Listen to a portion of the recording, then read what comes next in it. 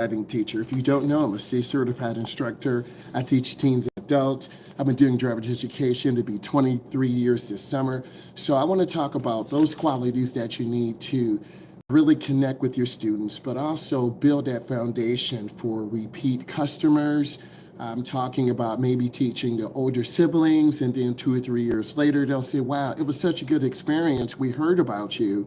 We saw your social media, and we want you to teach our twins. Number one, you got to be patient. If you're not patient with someone, they won't learn. They'll have a lot of anxiety. And today, in this time period, people are very nervous. They're very self-serving, so you really have to be patient and explain things to them. This could be drawing things on the board, using Kahoot, using Quizlet, really getting in the car and having that adult or teen watch you. I have clients who are in their 40s, who are in their 50s. I have people post-pandemic who want to learn how to drive but have fear and anxiety. Next, you're nice, you don't yell, and when they do make a mistake, and beginning drivers do make a mistake, heck, we're adults, we make mistakes. You might not use your blinker, you might cut off someone. So it's really important that you are patient and you guide that person and you direct that person. Next, they give directions in advance. Example, I need you to make a left turn at the light. No, I need you to make a right turn. So you've got to really give that beginning driver, that student driver, and I'm talking about 18 all the way up to 19 or 29 or 39 or 49, give them directions in advance. This will allow them to really understand, process the information, and here's a pro tip. You want them to wear a thin sole shoe. Converse is a good shoe. Crocs are good shoes. If they're wearing a really thick sole shoe, they won't be able to feel the gas. They won't be able to feel the brake. So you want to make sure they can really feel that braking gas, because that will save heartache, meaning slamming the brake, someone cutting in front of you. Beginning drivers tend to make panic decisions. I'm talking from experience. So if you're a new driving instructor, or you're a parent looking at this, or you're a teen or 20-something, 30-something, wear those comfortable shoes. That is so important. Next, you want to use hand directions. I need you to go this way. I need you to go here. I need you to pull the car up, reverse back slow, cut the wheel all the way to the right. We are visual people. I'm a visual person. You're a visual person. When you look at my content, you're going to see visual creativity. You're going to see in-car. You're going to see outside perspectives. You're going to see people learning how to drive. And that's the goal of teaching people, to help them become independent, to help them get a job, to help them grow up. And when you do that, you're going to be super successful. Next, you want to make conversation with them. I'm in education. I'm always about growth. Have you learned about ChatGPT?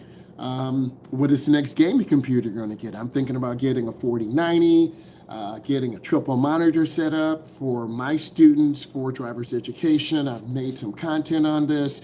I put it out there because I'm a gamer at heart.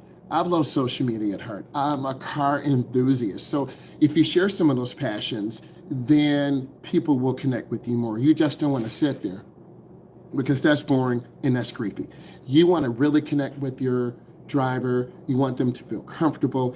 And it's about being with people. A lot of people in fields don't want to be with people. They can't teach. I don't know how you do this. I'm passionate. I'm very patient.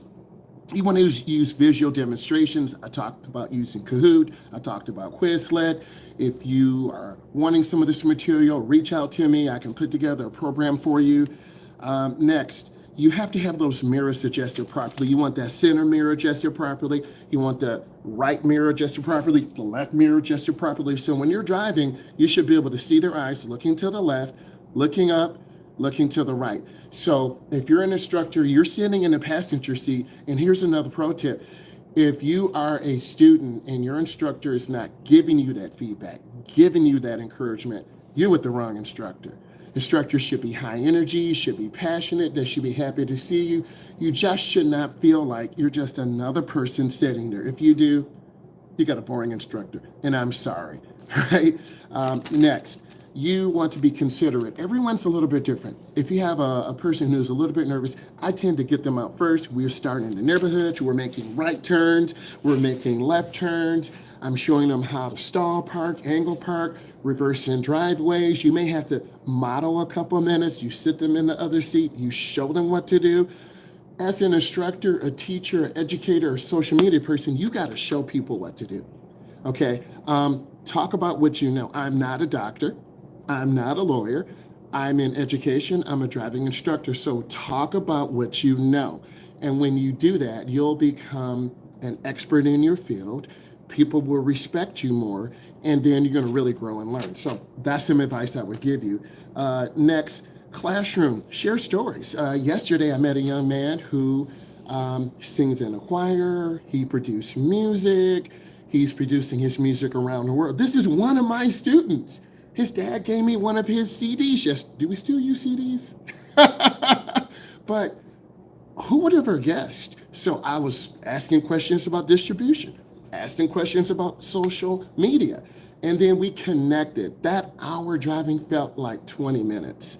We drove through downtown areas. We parallel parked 6 times. We made 16 right turns. Here, turning in hand over hand, turning out hand over hand, and I know what you're going to say. You shouldn't be crossing your hands. There's more than one way to turn the steering wheel. I'll say it again. There's more than one way to turn the steering wheel. Steering wheel turning, hand placement is very subjective based on what your parents do. If your parent is just palming the wheel, thinking they're big pimping, you're going to do that. If your parent lets the wheel slide, you're going to do that. If they do hand to hand, you could do that. If they do hand over hand, you could do that. It depends on how your driving instructor trained you. It's very subjective. There's no one best movement. And here in the United States, we drive 90% with automatics. Our UK brothers and sisters, they have a different technique, and that's fine for them. So I want you to know, do what feels comfortable. And we know there's an airbag in the middle, and we're not trying to crash and break our thumbs. You want to be a fun teacher. I enjoy what I do. You got to be able to laugh at yourself. I have this mango shirt on today, and I feel like a mango. You got to be able to laugh, make people feel good, ease that tension. If you can't do that, you're going to have a very short career in teaching or driver's education or any profession. You have to enjoy. It's Friday. I'm happy. I'm hyped. What are you doing? See, so that's really important. Next, good teachers on the road are very calm. They give you directions in advance. They always help you improve. Every day, I try to get in before class starts and come and go live for you to give you that encouragement. And this is improving and helping you. Give it a thumbs up. Subscribe to the channel. Good work leaves success includes. I'm trying to get you on the road. I'm trying to help you. I am a state certified instructor, and I really enjoy teaching people how to drive, helping them gain confidence and become independent. Next, always remind you to do things consistently. I want you to squeeze the brake. If you're hitting the brake, you're going to get rear-ended. Our car cut us off yesterday. They were in front of us. The car cut to the right. My student almost rear-ended the car because he was a little bit too close. So I said, don't hit the brake real hard. We're going to get rear-ended. So he listened to me. We kept space. So people will set you up for failure.